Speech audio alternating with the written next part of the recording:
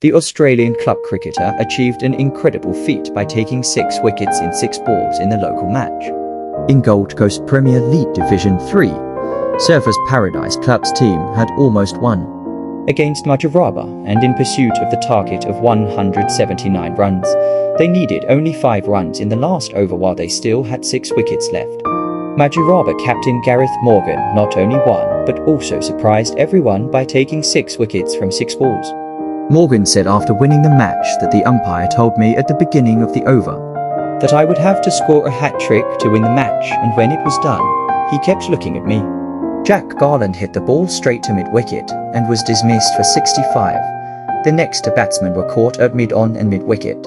Surfers Paradise were out for 174 with 8 players out. Morgan followed. Needing no further help from his teammates in the field, he clean bowled the last 2 batsmen.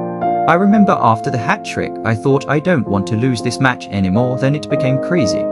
I couldn't believe it when I saw the stumps go back on the last ball, added the Mudgiearaba captain. I have never seen anything like this. Note that this is not the first time that Morgan has bowled this brilliantly. Before that, Morgan has taken 5 wickets in 1 over once. Those 6 wickets are not for that reason.